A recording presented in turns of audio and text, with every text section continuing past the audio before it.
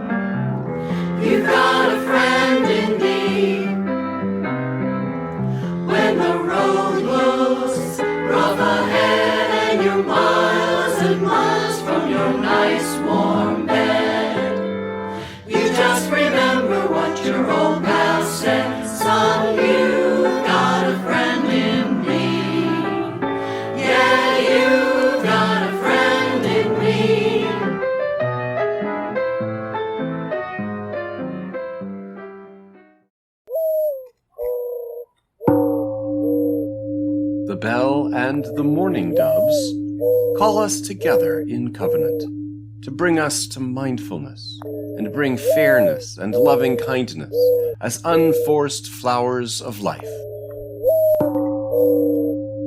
Today, let us especially remember our covenant to affirm and promote the second principle, justice, equity, and compassion in all our relations.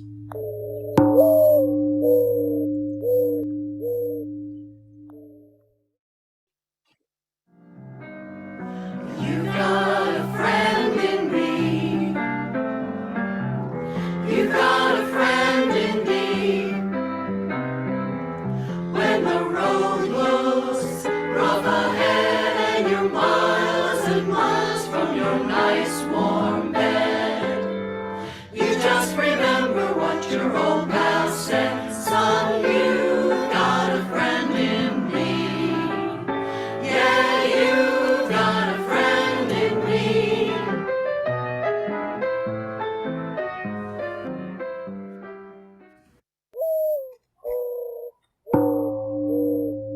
The bell and the mourning doves call us together in covenant to bring us to mindfulness and bring fairness and loving kindness as unforced flowers of life.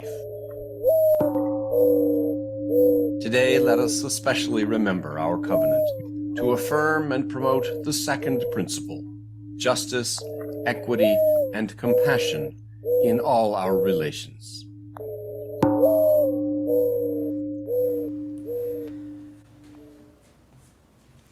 Good morning, everyone.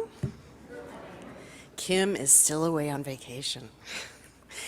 I'd like everyone to take a moment, if you haven't already, to silence your phones.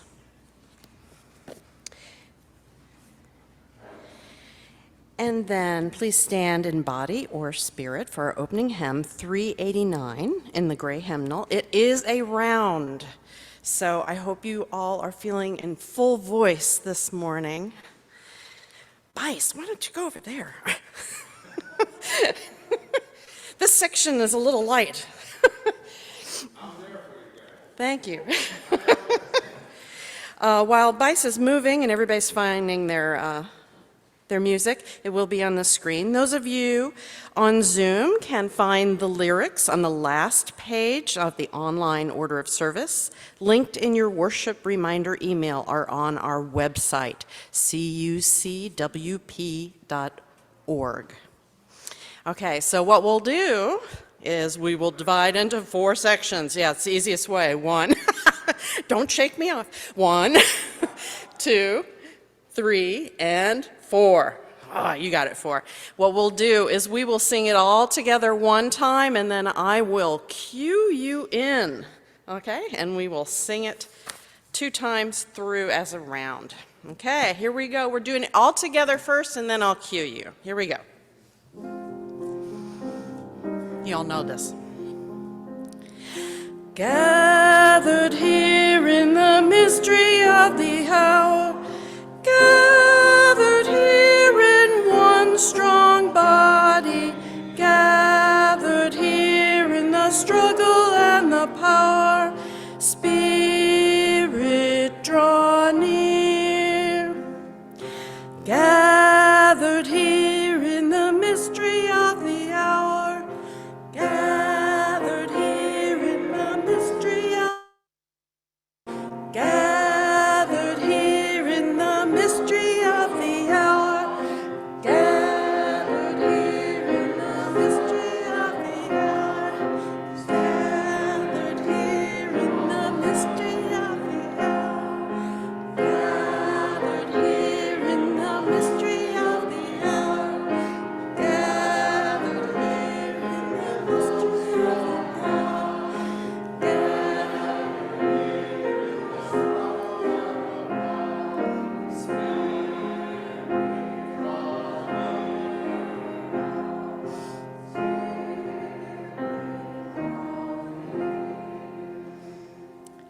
Bravo. You may sit down.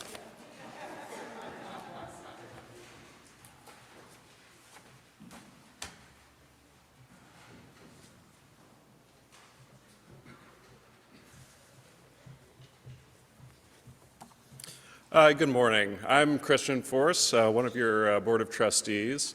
My wife Kim and I came here about 9 years ago now when we were shopping for religious education. Our kids had gotten to the point where they were going to start going to Sunday school, and we said, let's shop around a little bit. We're not sure that the Catholic Sunday school has the curriculum that we want our kids in, so we started shopping around for RE and ended up here. So we came for RE and then stayed for everything else. So on the second Sunday of the season, we dedicate our chalice to the second principle of our faith, justice, equity, and compassion in all our relations. Please join with me in the chalice lighting words from Christine Robinson in your order of service. We invite those online to light a chalice or candle at home and read along from the order of service link on our website, cucwp.org. We gather this hour as people of faith, with joys and sorrows, gifts and needs.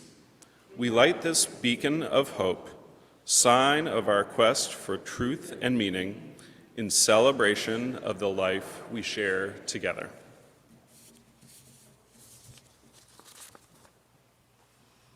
Good morning.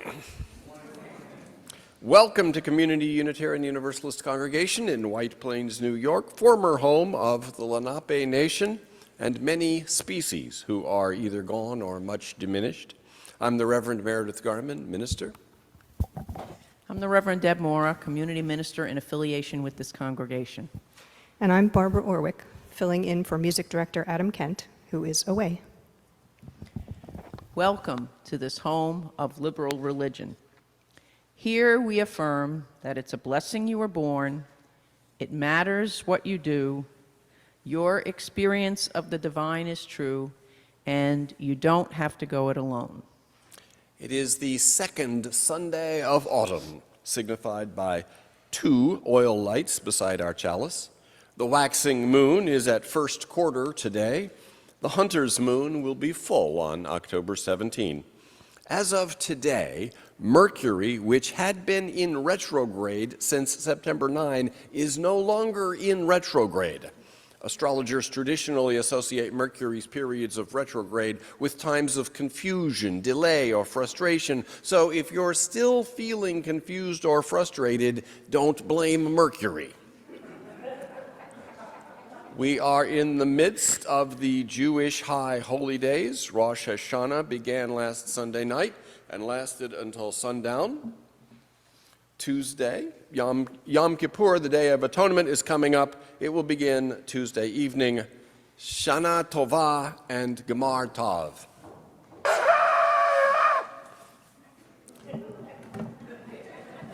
That was not really very expert, I realize. We give a special welcome to our visitors. If you're new today and comfortable being recognized, please wave your hand so we can welcome you. Yay. Welcome. If you are new here today online, please introduce yourself in the chat. Those online may find a link to the order of service on our website at cucwp.org. There you'll also find resources to help us keep connected and a donate button. For October, our Share the Plate funds go to PrideWorks, which supports LGBTQ youth and their allies. We are also able to take contributions via the donate button on our webpage for your pledge, for the plate share, and for the minister's discretionary fund. If you have a joy, sorrow, or milestone you'd like to share, you may write it in our Joys and Sorrows book on the table to my right. And for those of you at home on Zoom, please enter it into the chat. And if you do that, make the first word be joy, sorrow, or milestone, so we'll know which chat entries are meant for us to speak aloud.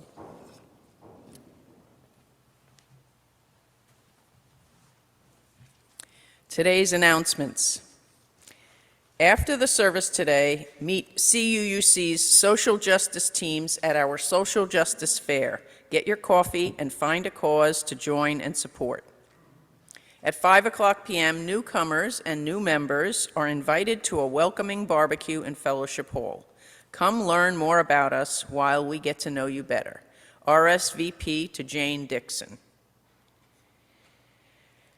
At Hope Community Services Soup Kitchen in New Rochelle, the number of dinner clients has jumped from 120 to 170 a day, partly because of the asylum seekers who are being bused from Texas to New York City.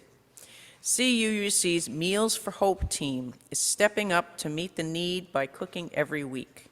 They'll be in the kitchen tomorrow. Please sign up to help them. On Tuesday, the Hope Sandwich team is in the kitchen making PB&J sandwiches. To sign up as a volunteer substitute, see Ellen Simon. We are also collecting food items for Hope lunch bags, such as milk boxes, juice, water, fruit cups, and soft granola bars. Look for the labeled bins in the lobby. Next Saturday, the Walkabout Clearwater Coffee House is featuring the legendary Emma's Revolution in concert here in our sanctuary. The evening starts at 6:45 with a sing-along with the Walkabout Chorus. The CUUC Choir will hold an open house next Sunday in the sanctuary. Come sit and sing a spell. Save the date of October 23rd for our congregational brunch, and Saturday, November 19th for our annual auction fundraiser. And please support our Ministry of Welcome by volunteering to usher and to host a coffee hour.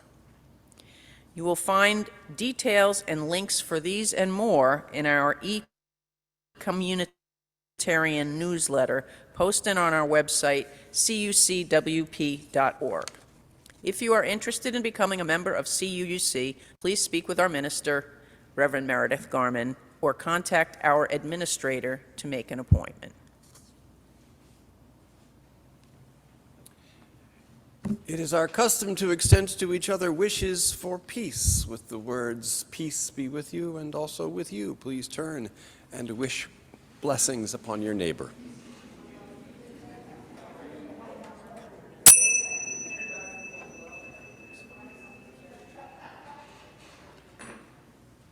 Words of invocation this morning from Mary Oliver, one of her best-known poems, The Summer Day. Who made the world? Who made the swan and the black bear? Who made the grasshopper? This grasshopper, I mean, the one who has flung herself out of the grass, the one who is eating sugar out of my hand, who is moving her jaws back and forth instead of up and down, who is gazing around her with her enormous and complicated eyes. Now she shifts her pale forearms and thoroughly washes her face.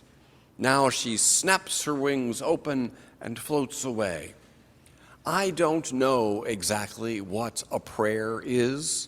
I do know how to pay attention, how to fall down into the grass, how to kneel down in the grass, how to be idle and blessed, how to stroll through the fields, which is what I have been doing all day. Tell me, what else should I have done? Doesn't everything die at last and too soon?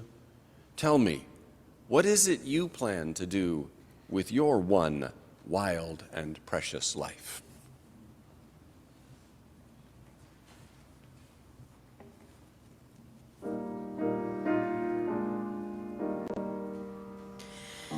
This is my song, O God of all the nations, a song of peace for lands afar and mine.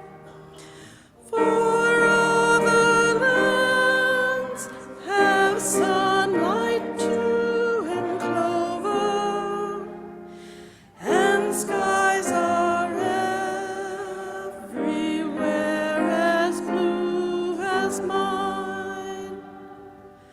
Oh, hear my song, O God of all the nations, a song of peace for their land and for mine.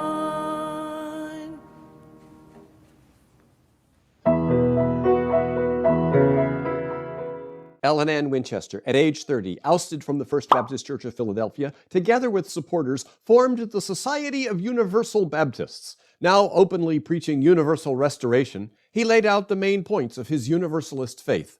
God is love. God's design in making intelligent beings was to make them happy. God's ultimate design cannot be eternally frustrated. Christ died for all and died not in vain.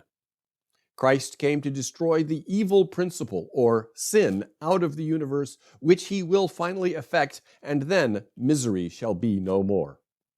In fall of 1786, the year he turned 35, he served as moderator of the Universalist Convention in Oxford, Massachusetts, which laid the groundwork for what would become the Universalist denomination.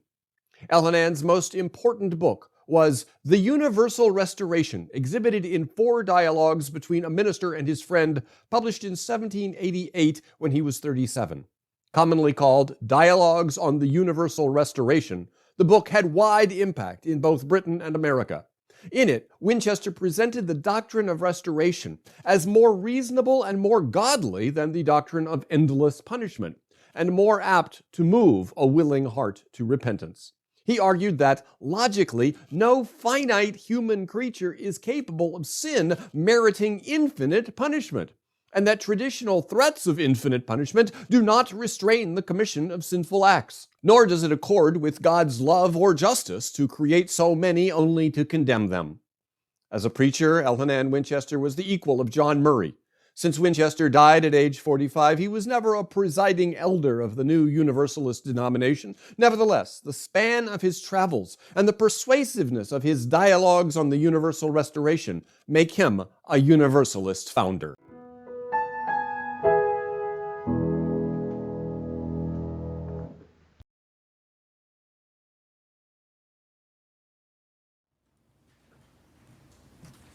Good morning. The October Plate Share is for the PrideWorks Conference for LGBTQ youth and their allies. The conference has existed for over 20 years. In 2020, we were going to have the 20th anniversary, but we had to cancel 2020 and 2021 and 2022. But we are all set for March 15th, 2023, with Niall DeMarco as our keynote speaker. PrideWorks has had a presence in Pride-related events throughout Westchester, and in late October is hosting a documentary and discussion event at Jacob Burns Theater. The documentary is Mama Bears, about how the lives of conservative Christian mothers are transformed when they decide to accept their LGBTQ+ children. PrideWorks continues to be a much-needed space for ally education and, most importantly, joyful affirmation and welcome for LGBTQIA++ youth. It's been especially heartwarming to see how our presence there has meant a lot, especially to the UU youth who have attended. One year, a UU youth walked past our table, the Westchester County UU congregation's table together, and was walking past with a friend from school and said, "That's my church," which is incredibly important. In youth ministry, it's important that we show up where our youth need us to be. We've had a long-standing presence at the conference, tabling, presenting workshops, and in the past welcoming participants as they arrived, often opposite protesters, which was a practice started by John Cavallaro and others. Tony Arian, Ken and Carol McHale, and other UUs serve on the planning committee. I serve on the PrideWorks board as an extension of our youth ministry in the community. The Westchester UU congregations are collectively the largest sponsor of the conference. Thank you. This congregation especially, and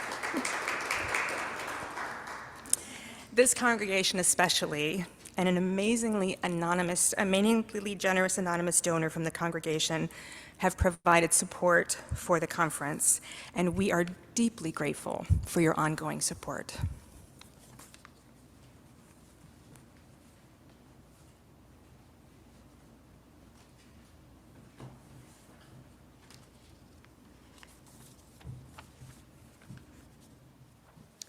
Good morning. I'm Mary Cavallaro, and I'm Jeff Tomlinson.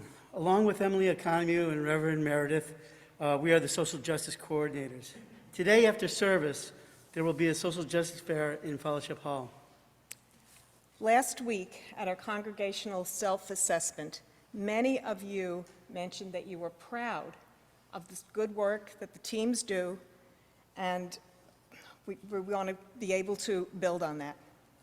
Okay, we currently have 6 social justice teams: Democracy Matters, Environmental Practices Team, Hunger and Homeless, Racial Justice, Refugee Resettlement, and our newest team, still forming, is Reproductive Justice. Each team has a table set up in Fellowship Hall, and we'd like you to come and find out how you can find joy in serving others or working for a good cause? So I know many of you are very concerned about how tight your schedules are, and so we wanted to let you know that many of the teams are not packed with many meetings. They don't spend their time just in meetings. They often do a lot of their work coordinating by emails and so on, and then they put their time into actually making the projects work. One thing we hope everyone will do right now is to get involved by writing postcards for the midterm elections. You can write as few as 20 cards and still feel that you can be part of a movement to make a difference in the upcoming midterm elections. I see some of you shaking your heads. Many of us are already doing this. You can see Norm Handelman at the Democracy Matters table in Fellowship Hall. And if you have to run and you don't have time to go to the fair today, you all have this yellow sheet in your order of service. It includes names of people who are involved with each or leading each team, and you can reach out to them or you can reach out to Jeff or me at any time if you have questions and you don't know where you would best fit in. And one last thing, the snacks will be on the individual tables to encourage you to actually go to the individual tables, okay? But coffee and tea will be served in Fellowship Hall, okay? Thank you so much. In prayer, we take a moment to solemnly remind ourselves of our hopes, our intentions, our gratitudes, that they may guide and affirm our actions and our being. Will you then pray with me? Dear Spirit of love, our hearts go out to Florida, the people and animals in the path of Hurricane Ian, and also those of the Carolinas. Many people across Florida remain without drinking water and without power. We hold in our hearts all our neighbors displaced by the storm, and we hold the earth itself amid this climate crisis that is ongoing and growing. Our hearts are with the people of Iran, where protests have entered a third week. The protests have been sparked by the death of Mahsa Amini, a 22-year-old from Iranian Kurdistan. She died 3 days after being arrested by the Islamic Republic's morality police for unsuitable attire. Protests have spiraled into the biggest show of opposition to the Iran's clerical authorities since 2019, and demonstrations in London, Rome, Madrid, and other Western cities express solidarity with Iranian protesters. May peace and freedom prevail. We ask of ourselves the mindful intention to delight in what is good, to confront what is cruel, to heal what is broken. And let us lift also at this time our Yom Kippur Prayers. The Jewish New Year began with the 2 days of Rosh Hashanah beginning last Sunday evening, September 25. The High Holy Days conclude with Yom Kippur beginning this Tuesday evening, October 4th. The evening hours that begin Yom Kippur are called Kol Nidre. Kol Nidre means all vows. On one interpretation, it's a prayer of people not free to make their own decisions, people forced to say what they do not mean. They say that the agony of those who had to say yes when they meant no, those coerced and oppressed, echoes in each repetition of this prayer. On another interpretation, Kol Nidre is a confession. We are all transgressors, all exiled from the highest we know, all in need of the healing of forgiveness and reconciliation. For transgressions against God, the Day of Atonement atones. But for transgressions of one human being against another, the Day of Atonement does not atone until they have made peace with one another. The Kol Nidre is a practical and honest reminder of our fallible humanity, which recognizing is the beginning of compassion.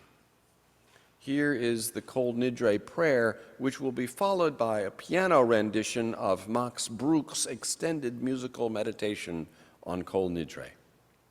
May all the vows and promises before God, which we have left unfulfilled, May all the moral pledges, penalties, and other self-imposed obligations we have left undischarged from last Atonement Day until this Atonement Day now come to us in peace.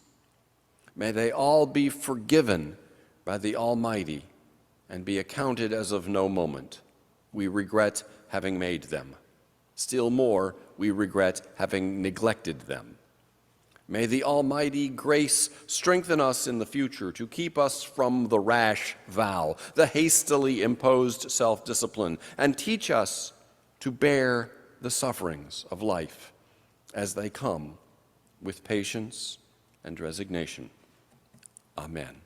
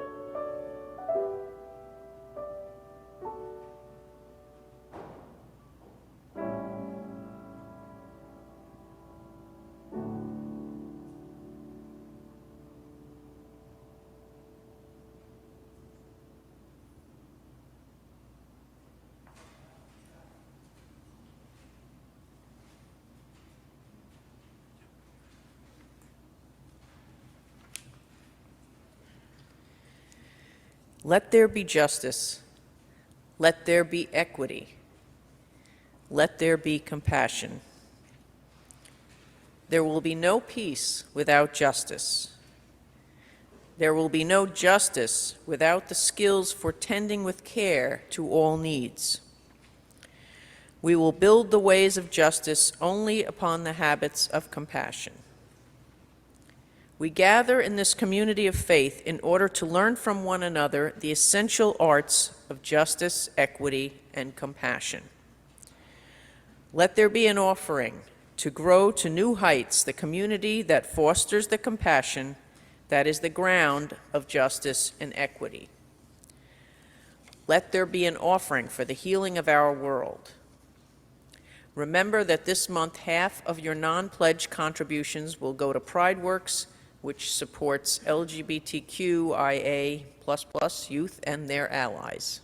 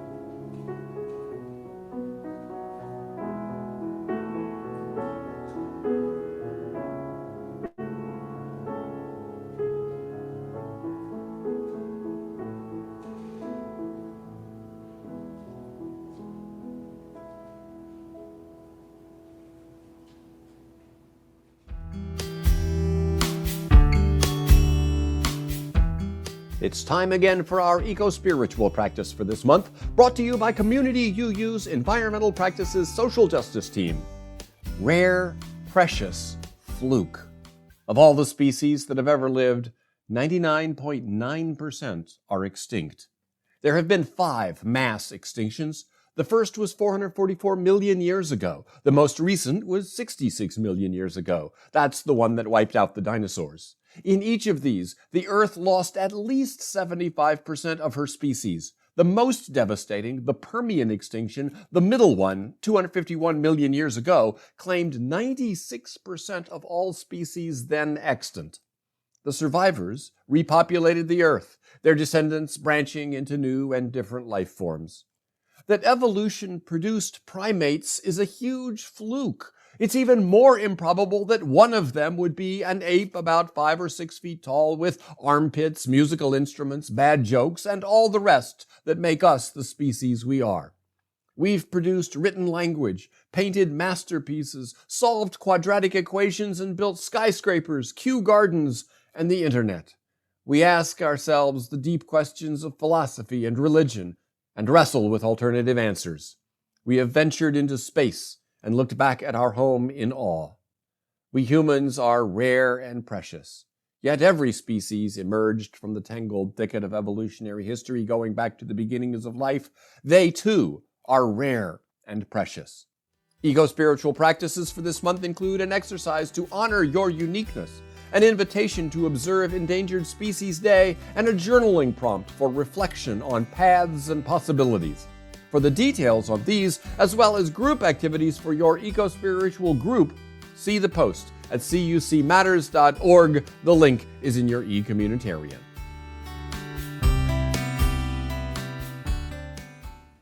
Please rise in body or spirit for hymn number 86 in the gray hymnal, Blessed Spirit of My Life. And as this is one we don't sing as frequently, we're going to have Barbara play it all the way through.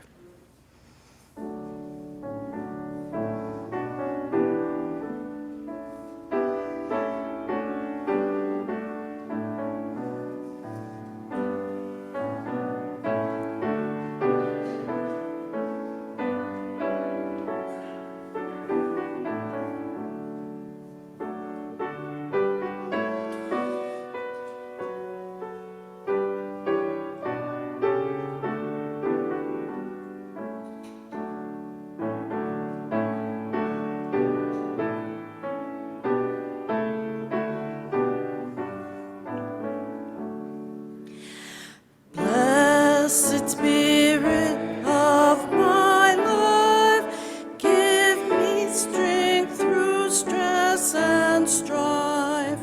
Help me live with dignity. Let me know serenity. Fill me with a vision. Clear my mind of fear and confusion. When my thoughts flow restlessly, let peace find a home in me. Spirit of great mystery, hear the still small voice in me. Help me live my wordless creed. Let me comfort those in need. Fill me with compassion. Be the source of my intuition. Then, when life is done for me, let love be my legacy. You may be seated.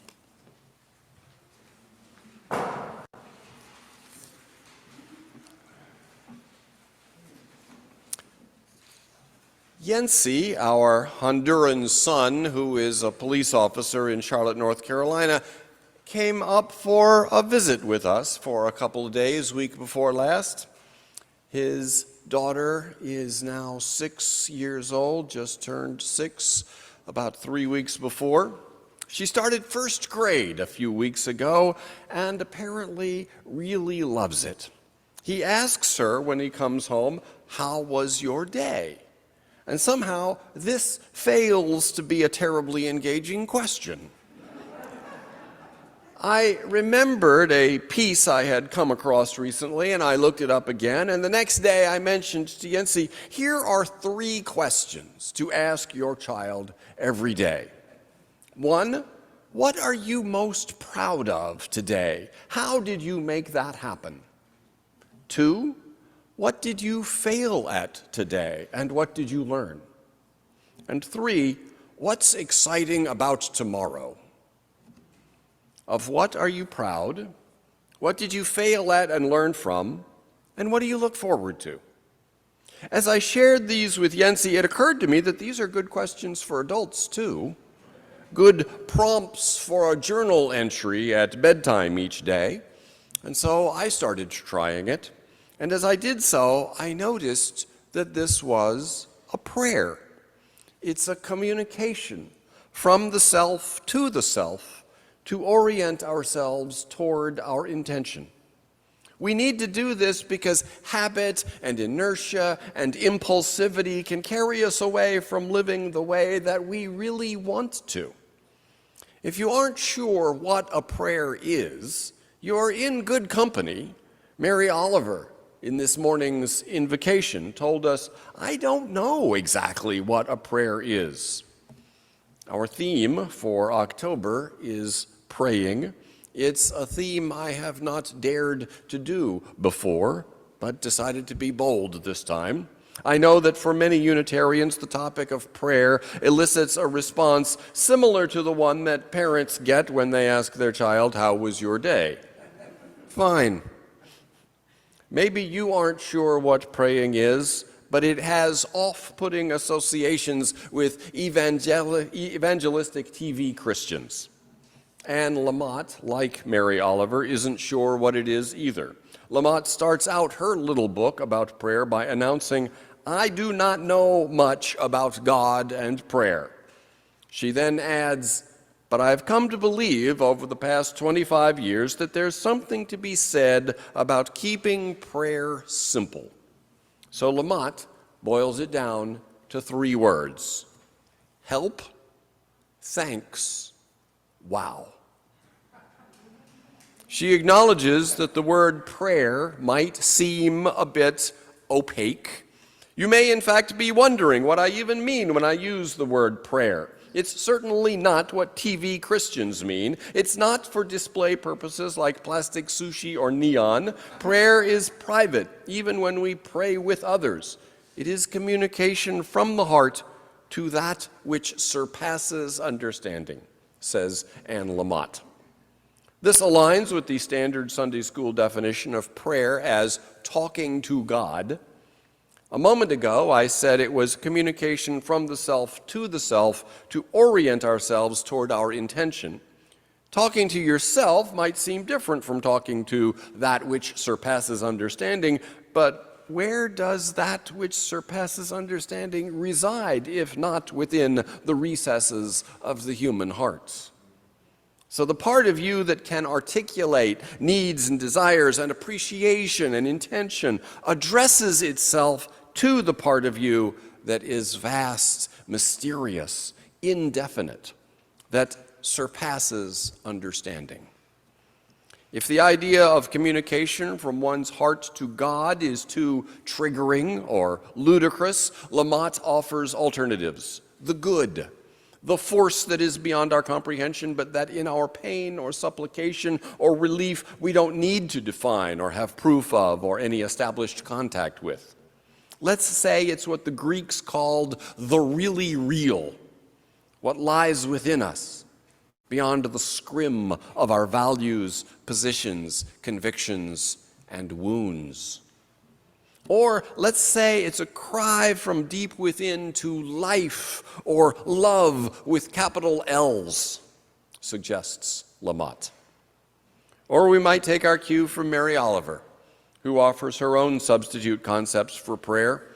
She doesn't, she says, know exactly what a prayer is, but the poem continues, she does know how to pay attention, how to fall down into the grass, how to kneel down in the grass, how to be idle and blessed, how to stroll through the fields. Whether you call it praying isn't important. Whether there's any such thing as proper praying, as distinguished from kinda but not really praying, isn't important.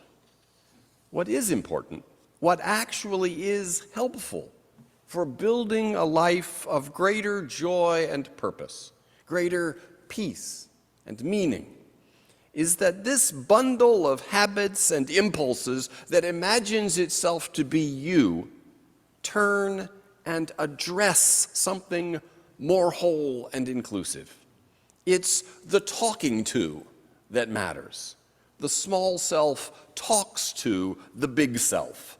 The conscious mind puts some things into words so that the feelings and meanings of those words might settle into the unconscious mind. Remember the Benjamin Libey experiments, which I have mentioned before, and which is such a key thing for us to remember about what sort of being we are. Researchers carrying out Libey's procedure would ask each participant to sit at a desk in front of the oscilloscope timer, and they would affix EEG electrodes to the participant's scalp and would then instruct the subject to carry out some small, simple motor activity, such as pressing a button, whenever they felt like it. Researchers were able to calculate the time from the initial volition through to the resultant action. On average, approximately 200 milliseconds elapsed between the first appearance of conscious will to press the button and the act of pressing it. Okay, so far, nothing surprising. You decide to push the button now, and there's a tiny lag of 200 milliseconds, 1/5 of a second, before your finger muscle contracts in the pushing of the button. But here's the kicker. They also found that brain activity involved in the initiation of the action, primarily centered in the secondary motor cortex, occurred on average approximately 500 milliseconds before the pushing of the button. 500 milliseconds. That's before the conscious volition to push the button. At the moment of conscious decision to press that button, the motor cortex has already sent the command to the finger. That command gets from the motor cortex to the conscious awareness in 300 milliseconds, and then it gets to your finger in 200 more milliseconds after that. And when the command gets to conscious awareness, your conscious mind creates the impression of you deciding that you are now going to push the button. In fact, your motor cortex, acting under the radar of conscious awareness, has already made that decision. Why does the brain even bother creating this illusion of conscious intention? One possible explanation is that the conscious feeling of intent is simply a marker indicating that we own the action. Perhaps this marker is important so that our episodic memory shows whether actions were our action or just something that happened. The memory of an event that came from me influences my neurons in the future. In other words, we learn from our actions and their results.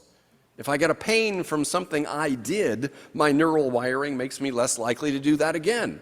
But if the pain just happened without being caused by something in particular that I did, the effects on my wiring are different. The illusion that intentions precede action is a byproduct of our animal brain's ability to learn from experience. And what we call volition is a perception of our own behavior rather than a generator of our behavior. Conscious awareness comes along after the fact to make up a story about how what we meant or what we find ourselves doing is exactly what we meant to be doing. It's an after-the-fact, made-up story. Benjamin Libey's experiments give a concrete illustration to something that spiritual practitioners in various traditions have been noticing for millennia, that the self is not in control, and that it is just making up a story that we need and that is helpful, but is not really true. It's an after-the-fact fabrication. It's a story of ourselves intending to do something and then acting to carry out our intentions, but that story itself follows the action. The story we tell about what we're doing is an after-the-fact interpretation of what our unconscious brain had already decided to do. Just as a poem, a novel, a painting, or symphony is subject to many alternative interpretations, so your actions can be interpreted in a variety of different ways. And here's the kicker, the second kicker. The unconscious brain is listening to your story. So unconscious brain decides what to do, puts the action into motion. Conscious brain sees what the body is doing and makes up a story about why it's doing that. But then unconscious brain is influenced by that story for its subsequent decisions. Say you hand $5 to a panhandler on the street. Your story might be that you just want to be left alone. Or your story might be that you are a kind and generous person. The way you express to yourself what you are about over time shapes what you actually are about. And that's why, or how, praying is helpful in building a life of greater joy and purpose, greater peace and meaning. What to pray, and Anne Lamott's 3 words, help, thanks, and wow, we will explore after the break.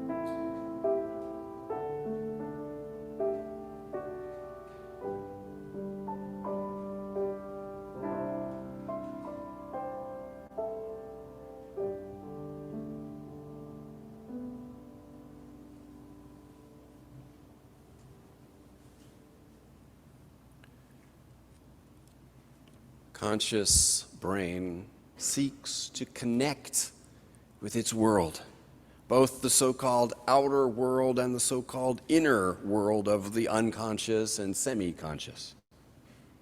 To be coherent with this world, integrated with it, to find some kind of union with it. Prayer is talking to something or anything with which we seek union. As Anne Lamott says, prayer is taking a chance that against all odds and past history, we are loved and chosen and do not have to get it together before we show up. The opposite may be true. We may not be able to get it together until after we show up in such miserable shape. But in any case, we are making contact with something unseen, way bigger than we can imagine. Help, then, is the first prayer. Begin by addressing something broader and bigger than your conscious mind. Spirit of love, source of healing and wholeness, ground of being. You might think of it as a higher reality. I think of it as a broader reality. But whether you regard prayer as a vertical communication or horizontal, begin by addressing, dear universe, dear great oneness of all, dear cosmos, dear life, dear reality. And then ask for help. I do not imagine that there is a literal grandfatherly figure in the sky who might grant my request if I but ask him to, or rather, let us say, when I have, upon occasion, imagined that, I was also conscious of myself as deliberately playing make-believe. But playing is how we learn, how we are shaped, including playing make-believe. Mostly, though, the ask for help is without expectation that an external power might, like a genie, grant the wish. Asking for help clarifies where the hurt is, clarifies what we are yearning to heal from. When I was in kindergarten and in first grade, those 2 years, our family lived in Pine Tops, North Carolina, population about 1,000. We lived there because it was roughly equidistant between Rocky Mount, where Dad was teaching, and Greenville, where Mom was teaching. Pine Tops did not have a Unitarian congregation, so our family did not go to church for those 2 years. But the neighbor boy would come over on Sunday morning and invite me to go to church with him at Pine Tops Presbyterian. And there I learned the formula for bedtime prayer, which formula I occasionally executed with my mother sitting on the bedside, tolerantly forbearing. God bless Dad, God bless Mom, God bless my sister Allison, God bless Mr. Bear, our dog, and so on. Not a bad formula. It's a form of the help prayer. May these people, animals, beings be blessed. May they be helped to lives of wholeness and grace. And this wish helps to orient me toward care for these beings. Saying that out loud reminds me that I care about them, and that I care for them becomes a strengthened thread in the story of myself, and that story shapes how I understand myself and what I do. Lamott writes, "So when we cry out help or whisper it into our chests, we enter the paradox of not going limp and not feeling so hopeless that we can barely walk, and we release ourselves from the absolute craziness of trying to be our own or other people's higher power. Praying help means that we ask that something give us the courage to stop in our tracks right where we are and turn our fixation from the Gordian knot of our own problems. We stop the toxic peering and instead turn out eyes to something else, to feet on the sidewalk, the middle distance, the hills whence our help comes, someplace else, anything else. Maybe this is a shift of only 8 degrees, but it can be a miracle." Second prayer, thanks. Thank you, thank you, thank you. Gratitude runs the gamut from shaking your head and saying, thanks, wow, I appreciate it so much for your continued health, or a good day at work, or the first blooms of the daisies in the public park, to saying, thanks, that's a relief, when it's not the transmission, or an abscess, or an audit notice from the IRS. Thanks can be a recognition that you have been blessed mildly or with a feeling as intense as despair at the miracle of having been spared. You say, thank you, thank you, thank you, thank you. My spouse is going to live. We get to stay in the house. They found my son. He's in jail, but he's alive. We know where he is, and he's safe for the night. Things could have gone either way, but they came down on our side. It could have been much, much worse, and it wasn't. Gratitude, too, is orienting. Gratitude almost always makes you willing to be of service, which is where the joy resides. When you are aware of all that has been given to you in your lifetime and in the past few days, it's hard not to be humbled and pleased to give back. And so the third prayer is wow. Often offered with a gasp, a sharp intake of breath when we can't think of another way to capture the sight of shocking beauty or destruction, of a sudden unbidden insight or an unexpected flash of grace. We are called toward wonder, toward awe, toward beauty, and wow is the sound we make in answer to that call. The sight of a birth, or images of the World Trade Center collapsing, the veins in a leaf, the cry of a red-tailed hawk, a volcano.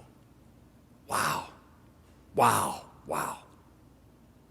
I have said that the exercise is to articulate yourself to yourself so that your articulation can seep into and guide you in the way that you really want to go. But at this stage, prayer becomes almost inarticulate.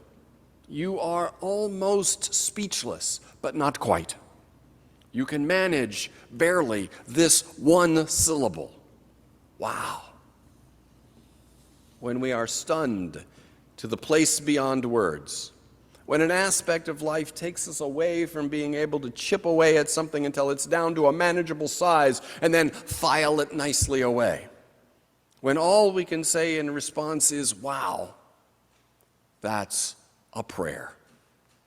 This, in fact, is Mary Oliver's prayer when she says she doesn't know exactly what a prayer is, but she does know how to pay attention. Gorgeous, amazing things come into our lives when we are paying attention.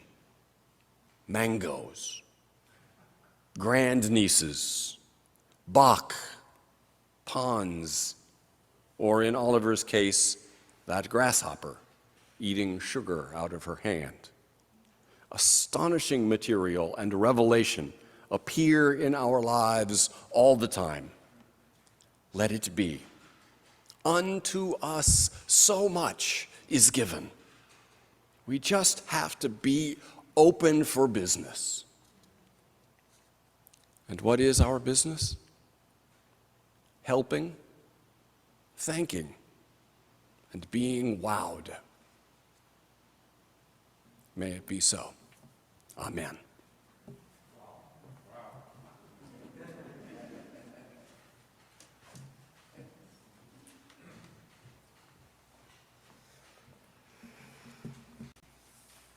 Please rise in body or spirit for hymn 208, Every Time I Feel the Spirit.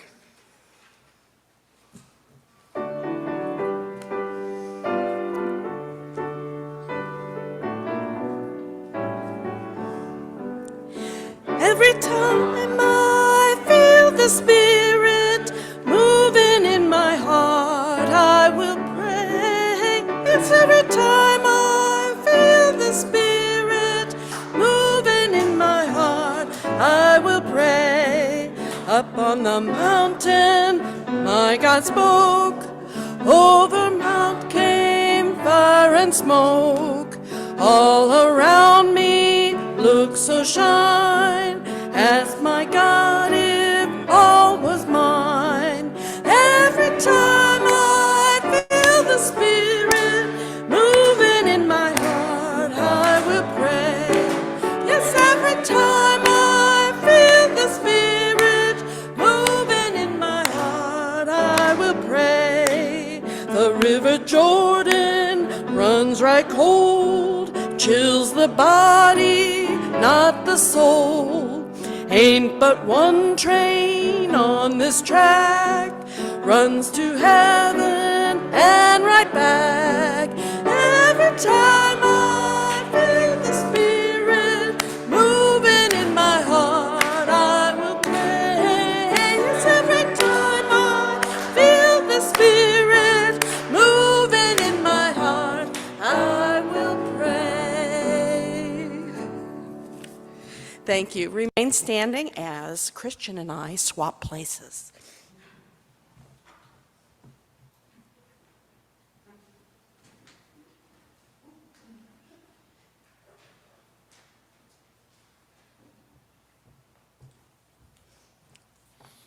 Thank you for being with us this morning. Please join me in gratitude for our worship team, musicians, greeters, ushers, and tech team.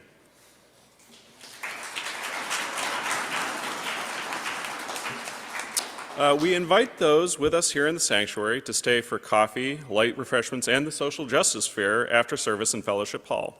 Parents, please pick up children beforehand, and remember to place your name tag in the basket in the lobby when you leave today. Those with us on Zoom can log out of this space when the service concludes and log into our coffee hour Zoom room. And as I learned today, perhaps unconsciously, you've already started to do that.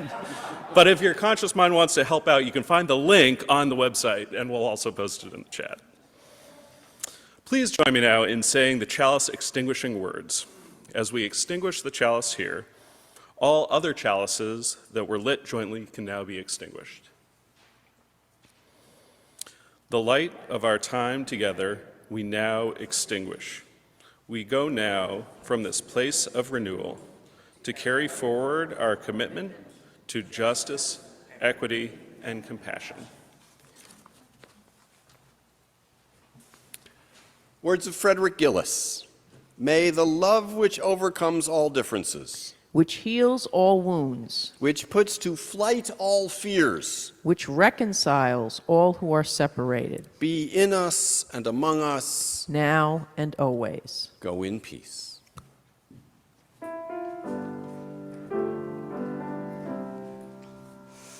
Spirit of life, come unto me. Sing in my heart all the stirrings of